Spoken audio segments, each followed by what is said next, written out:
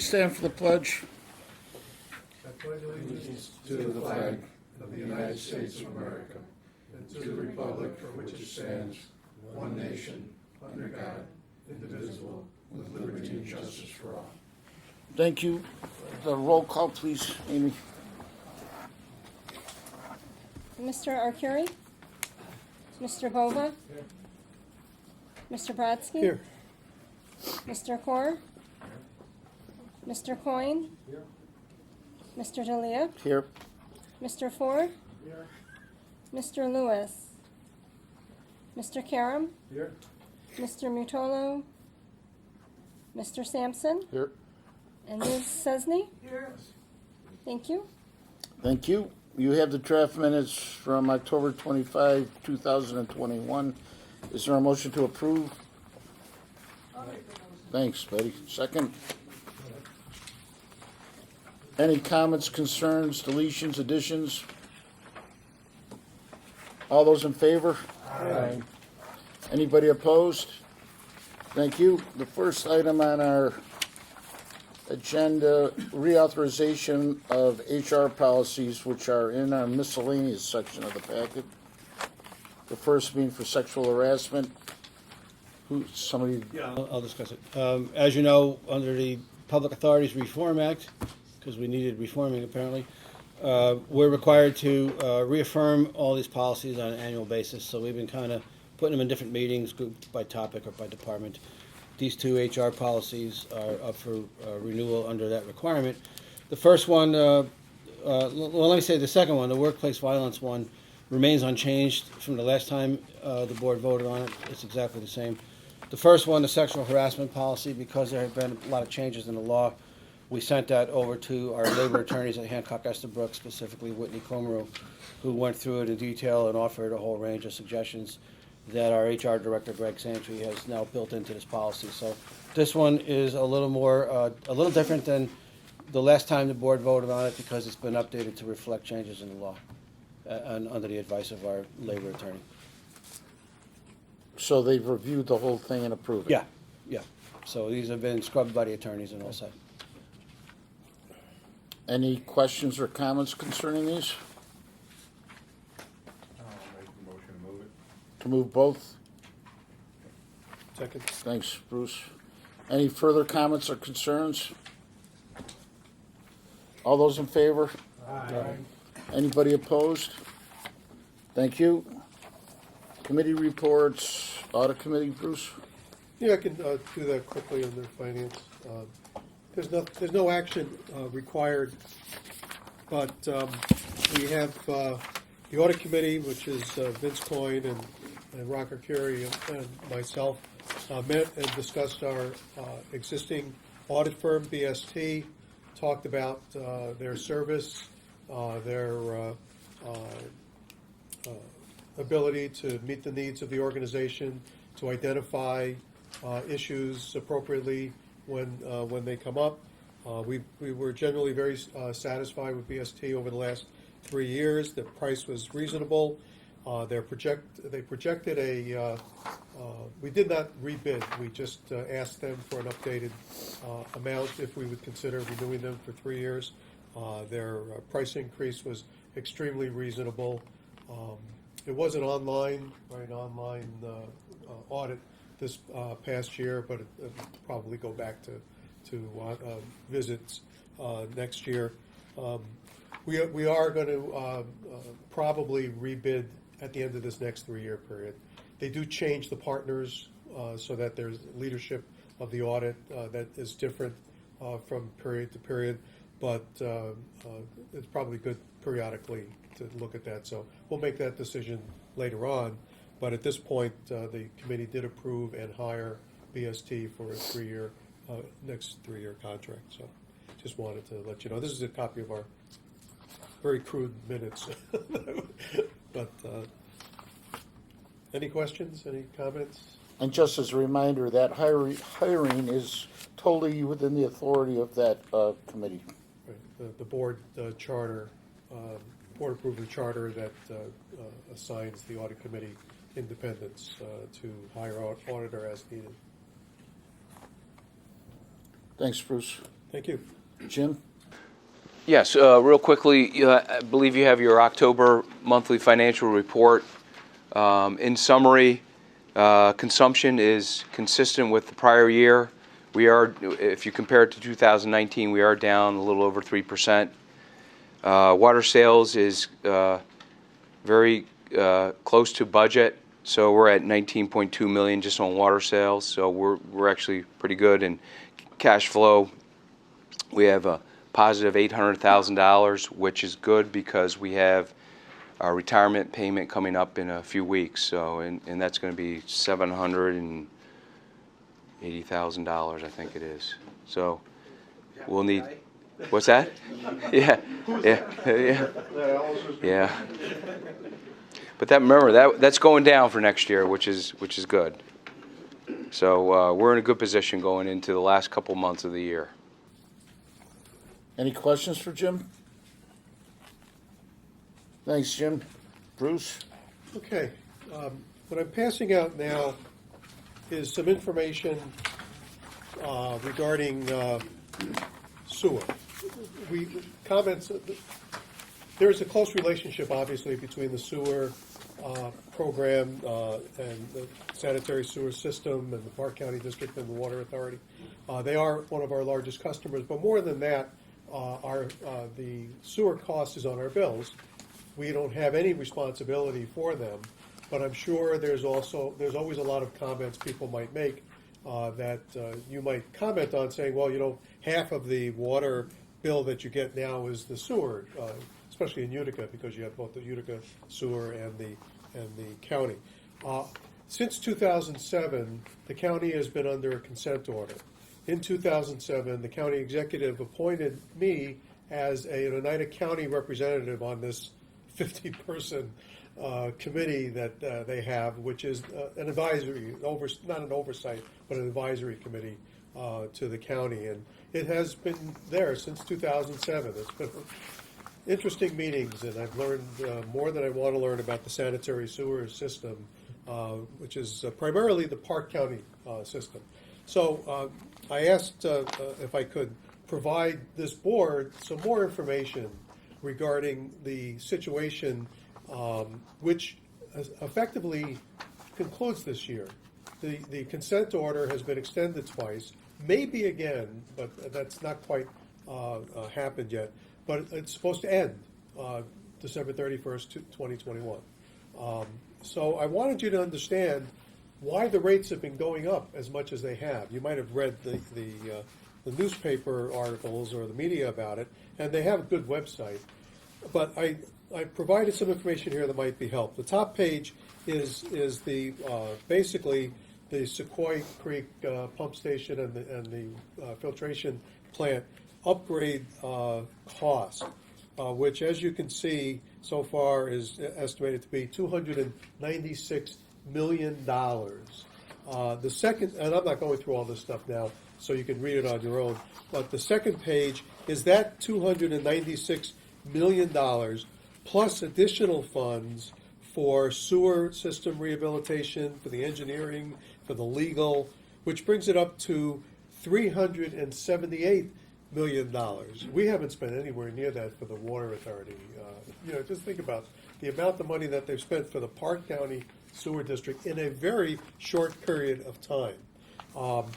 The most interesting part of this, which people will not really understand, is there's only about $30 million in grant funds that have come through on this. $30 million out of almost $400 million. How do they pay for the rest? Through the sewer rate. And there is a little bit extra money there for no interest or low interest loans, some of which will be forgiven.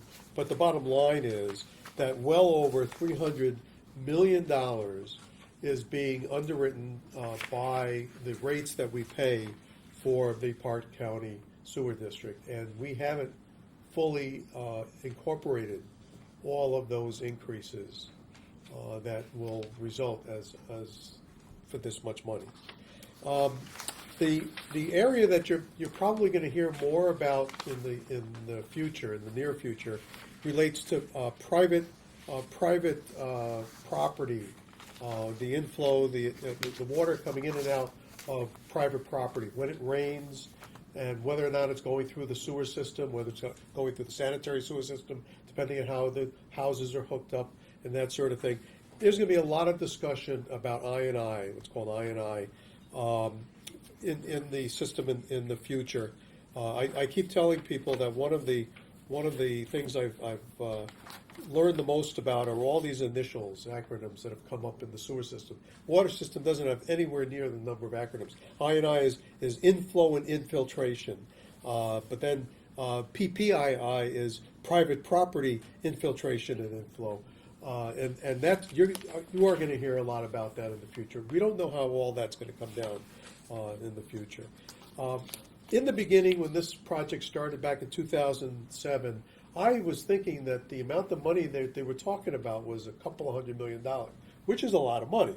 But I was thinking that's in my mind. I used to be very vocal about how much increase in the sewer rates I thought was going to occur as a result of that, because I thought it was going to be 600%. Well, it's not 200, it's 400 million. So I'm really not sure how it's all going to come down in the future. The project background, that third page, the picture is the treatment plant down, in Utica, North Utica. It really has expanded. They've been spending money in order to accommodate other things. The city of Utica has their own sewer system, and there's been a lot of partnership there related to that. The consent order, of course, the development that happened up at SUNY. There's a lot of stuff that's been happening over the last several years, which have contributed to all of this increase. The next page is a map, shows you a little bit about where the Park County Sewer District is. The next page is these next two pages came up at the last meeting we had, I think, about a month ago. And we've only been meeting online too, which is very difficult. But they threw these out, and I pulled these two out to share with you. This first one shows what happens when it rains. What happens in the system. This is essentially the Sequoia Creek pump station. What's happening when all this water hits. On the top, you're seeing when it rains, and you can see how much volume increases. And what happens to the system compared to when it's not raining. And that's what started this whole thing, essentially. What started this whole thing was the consent order because of all the excess water going into the Mohawk. And New York State basically was telling the county that you were going to have some very, very large fines, millions and millions of dollars in fines if you did not solve this problem. And the county agreed at the time to say, okay, we will consent to making these changes, and that's what started this whole thing. Consent order was changed once. I think it's probably going to be changed again. But honestly, with all the money that we've spent, the state of New York loves the fact that we've spent all this money. As long as you spend money, the state of New York is happy with you. So And tax us, they like yeah, that too. this is well, that's what happens. So that's what happens when it rains. And the next chart is the result of a lot of the work that's been going on since rehabilitation and post-rehabilitation. And the only issue that is an issue, it's not the only issue, the biggest issue that it's an issue, this is supposed to go to zero. The consent order says it's got to go to zero. They don't want any of this excess in Mohawk. Consent order essentially ends at the end of this year. That's why I don't believe it's going to end. How do you stop it all? I don't know how you stop it all. Honestly, with all the money that we've spent, I don't know how we stop it all. And the next sheet illustrates the current system.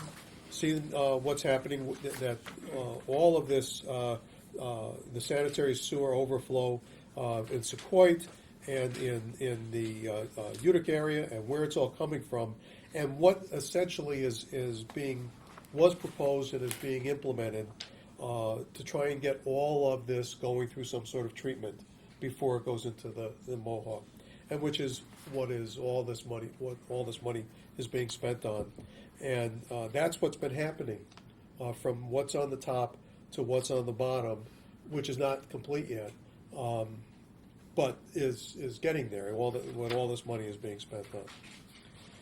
The last couple of pages is a brochure, and it explains again the system. It shows the issue. The issue, you have the sewer sanitary system. You have the wastewater system.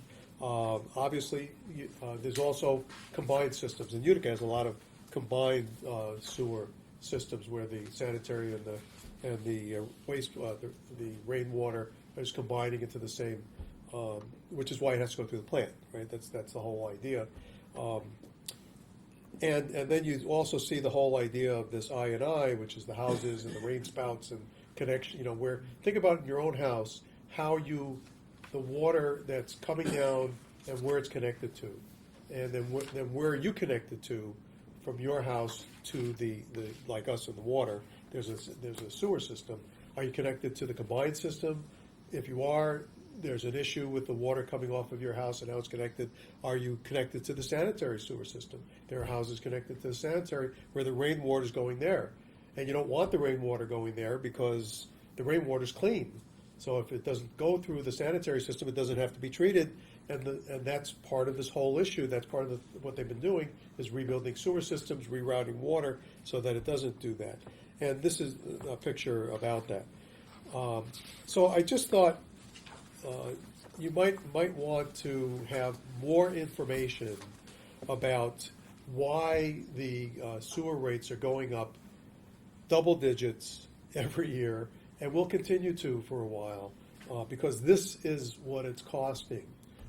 I highly recommend you take get a hold of Carl. You know what? You remember, everybody knows Steve Devon was the director. He retired. All of this was done under his leadership. Honestly, I don't know how he was able to do the job he did. He did a great job. He had great consultants and great people. One of those consultants was Carl Strantz, who's the current commissioner.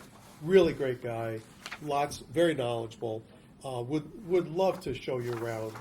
I'm sure if you gave him a call, or maybe we should set up a visit, because they really have done top-notch science. You know, I've always said, ever since I was started on this board, I've always said we are not a water authority. We are a science organization. We apply current knowledge, current science to the delivery of potable water to our community. And so we are a science-based organization. They are also a science-based organization. They have the top science on the treatment of water before it is delivered to a neutral source, which is usually a lake or a river. And they do an excellent job, and it probably would be very helpful to know more about it anyway. So this is the information. I thought you might want to share it with others or read about it. There is a lot of information on their website. They have the website that they promote, the public information website that, of course, Oneida County has a website on the United County website about the treatment plant. Lots and lots of information. All the consent orders are up there, all the legal information, all the public information, all the contracts, dozens of contracts that have been let to do. You've seen the work, replacing the manhole. They've been really big on manhole covers so that they control the water going into the sanitary sewer system, the rainwater. Lots of pipes, and this is just the money that has been spent by the Park County Sewer District. Every one of you in your towns and villages in the city know how much money has been spent there as well.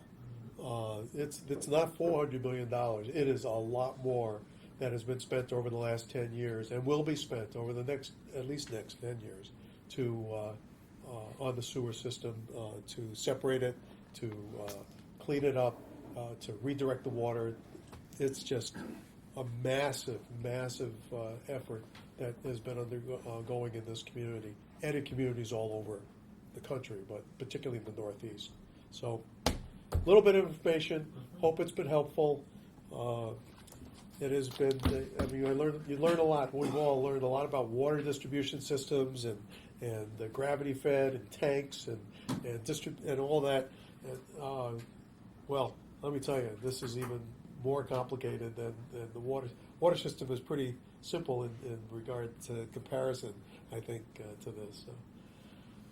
Good job, Bruce. Yeah, thank you for the update. Well, a good committee. I mean, and the committee, I mean, for the life of me, I'm still not sure why the county executive put me on this, other than maybe because of my relationship on the water authority. But the whole committee essentially, or all these towns supervisor and engineers and people that are involved in the sanitary, in the sewer systems throughout all the towns and villages in the Park County area. They're really a dedicated group of people. Work very hard to solve problems that people want solved today that you can't. You know, you just won't happen. But they have to take it. They do it. They do quite a job. I have a lot of respect for the engineers and the sewer people, the treatment plant people in our community. They're really good people. Very good. Our town has a representative that serves on, I don't know if it's that committee or, but, It's probably that committee. yeah, uh-huh. Actually, the list, if you want to see it, I'll just pass it around somewhere here. Go ahead. Do they still have the monthly meeting? We're not meeting monthly. We're meeting now. I think we're meeting semi-annually now. And well, I thought I had the list. I'll find the list. But yeah, only semi-annually now. We get reports, you know, what's going on, and they do issue a ton of information. But you know, you wonder who really reads it. All they read is their bill. For sure. Thank you. You're welcome, thank you. Well, you set me up with a great segue, Bruce. I appreciate it. Some of you may recall a couple of years ago, Oneida County Executive Tony Pacenti had proposed merging county sewer and our water authority together. Ooh. And when he did that in the State of the Union, State of the County address, excuse me, he said, I got a call a couple hours ahead of time. But he said, I can envision a time when there'll be a Mohawk Valley sewer and water authority. And after he was done, I called him aside. I said, Tony, those utilities in the industry that do both prefer to call it water and sewer, not sewer and water. I said you have to distribute the water first. It goes down a drain, then it goes to the sewer. You can do it the other way around. It's not very good. But at any rate, you mentioned that we're a science organization, and just like sewer, the bulk of our money goes into water treatment in our plant and our maintaining our piping system, which leads me to my first topic here. Some of you may have seen some coverage on Channel 2 right after the election where one of the propositions that was on the ballot for statewide did pass. It was the one that was very harmlessly labeled a right to clean water and clean air in a healthful environment. And so Kirk Tupie from Channel 2 had called me and said, can I get you to comment on that? And I think he did a good story overall, and he got Joe Griffo and some others to comment. But one of the things I had said to him that he didn't use in the actual footage was, I said, I can envision now that there'll be some advocacy groups and a bunch of fancy lawyers trying to decide that water should be free and no one should have to pay for it anymore because it's right. And I said, the answer is you don't pay, the water is free. What you're paying for is to disinfect it and clean it at our treatment plant and then to deliver it to your sink 24/7 through a very expensive piping system. So the water is free. It's the delivery that you're paying for. And I don't think that the proposition on the ballot was that specific. So I'm pretty sure we have an out on that one. At any rate, we also had some upcoming coverage. Phil and I are still waiting for an article that should be coming out in the Observer-Dispatch any day now. We sat down and spoke with Amy Roth, a reporter over there. And some of you that have been around a couple of years may recall a few years ago that there was a report that came out from a group based in California called the Environmental Working Group. So what they do is they look at the health standards that are set by the EPA with input from the American Medical Association and a whole host of other medical studies, our state health department, et cetera. And they decide on their own, based on a few people that they call experts over at UC Berkeley or somewhere out in California, that the limits that are set by the federal government and enforced by the state governments are wholly inadequate in their view. So they set their own limits for contaminants, and then what they do is they file FOIL requests with every state, and they get what's on copy, what we submit every year. Phil does that from our water quality department. It's called our Consumer Confidence Report. And in that, it lists everything we test for and everything that we've found. I will say that, all of our levels are well within our regulated limits. We have no violations at the state or federal level, but yet the Environmental Working Group, applying their own standards, have declared that we have 7 violations, right? And then they send us out to all the media across the country. And then when you go to their website to take a look at it, the first thing that pops up is a donating fundraising page. So my own editorial comment to the reporter was, it's a shame that you got this environmental group that's running around scaring the bejeebers out of people and using it as a fundraiser. But that's what happens. And it turns out, of the 7, 4 of them are all constituents of the same trihalomethane compound that is a disinfection byproduct. They're just substrates of that, and they're considering those all separate violations. But the bottom line is, we're well within all the regulatory limits. Our water is, roundly acceptable from all the regulatory standpoints. But she did call. Phil and I spent, probably 45 minutes with her on the phone on a conference call. I thought that article would have been out by now, but it hasn't come out. But I wanted to alert you to it because it could be coming out any day now. And it might be big. She said she was talking to others about it as well. She did say she remembered covering it last time when we pointed out that they also were selling water filters on their website after they got done scaring everybody. So, take it with a grain of salt, but that'll be coming out. I just wanted to alert you to it because you might be seeing that in the paper. I don't know if it'll just be online or if they'll put it in print, but one way or the other, it should be coming out. They apparently had another article on their website this morning. Bruce alerted me to it. Phil saw it. I'm locked out of the website. I couldn't get online.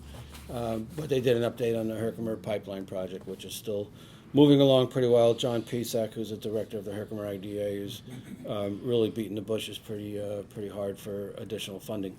And the project's still moving along, and he's getting ready to take the preliminary design reports and go out and actually try to seek for funding for actual construction. Right now, all the funding he's obtained has just been for design work. But it looks like it won't be ready to go to bid until sometime in the tail end of the following year, and then in construction, probably in 2023. It's been held up for a couple of reasons, COVID being one of them. But it is still moving along. In case you're wondering, I just wanted to offer that update. And apparently the OD thought they'd do the same thing with an update.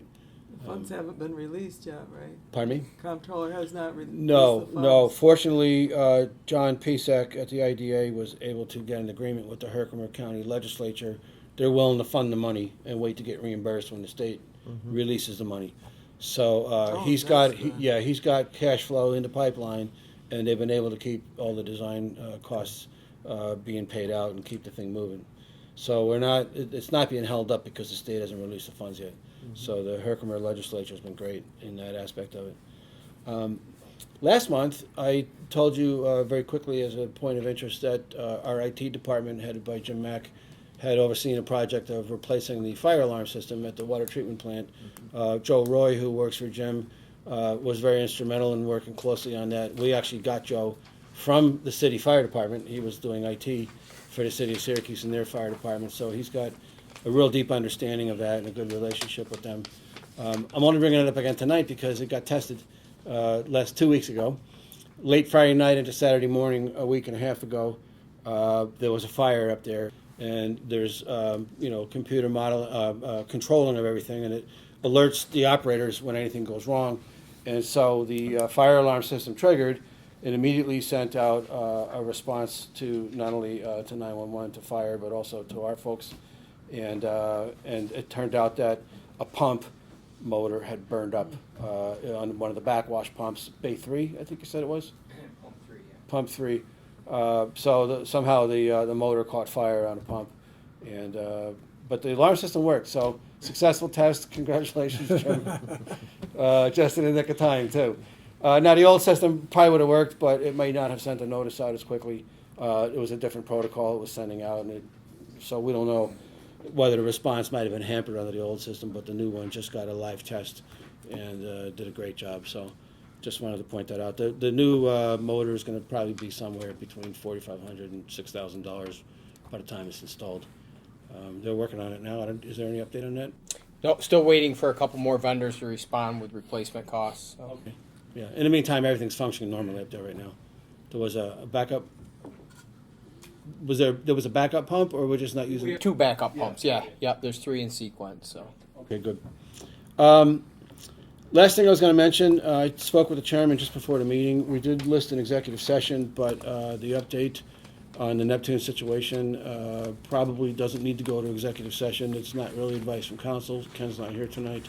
But I can give you a summarized version of what took place without getting too deeply into anything that would qualify for executive session. We did have a meeting with them last Wednesday.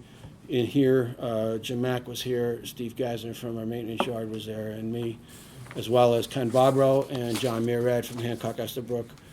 John's been fully briefed on it and did come down for the meeting, and 2 representatives from Neptune Meters. The first thing they told us was that they will not be pulling the plug on the existing system. There is no drop dead date. We asked for that in writing. I got that letter literally a half an hour before this meeting, right when Ellis came in. I had just gotten that letter, so I sent it over to both attorneys to be reviewed by them, and then we'll get some further comment from them if we need it. The second thing was that we insisted that they provide to us in writing before our next meeting in December a range of options that can be done to remedy this stuff if or as it begins to fail over the years, and if no replacement parts are available, what are they going to do to keep us running?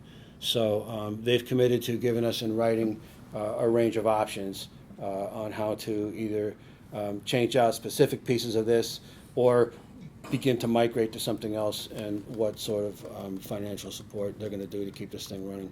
So we just simply said, give it to us in writing, and we'd like it before our December board meeting, and they said that they thought that that timetable was workable.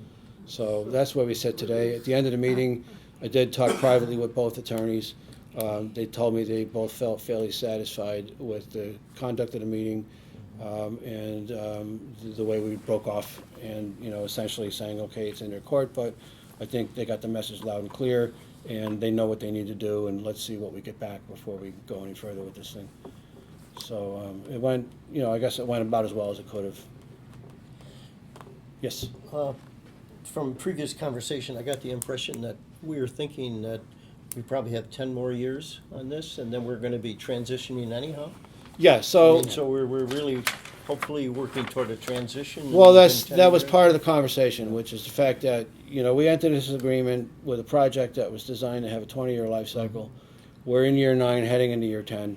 Probably in 7 or 8 more years, what will need to be given thought to is what happens when this whole thing sunsets, and how do we gear up to transition to something else. So it could be a combination of, hey, we might go out and bond again in 8 or 9 years for $7 or $8 million or less, depending on what the technology is, and start fresh with a brand new system. Or if we know there's evolving technologies, we can start moving in that direction now, and not have a clear stop at one system and a big cost to move into a new system. So that's kind of what we both were looking at. And I said, if you want to suggest migrating to something newer, that's fine, even recognizing that we may avoid a large expense all at once in the future, but we still need Neptune to support this thing and keep us whole. And so that's the message they've received. Yes, Joe? So, Pat, there's no compatibility between the current system and the one they were proposing. So the transit. Depending on what they propose. Okay. So, they kind of said, well, there's a range of options. And I said, then write it up, give us a menu.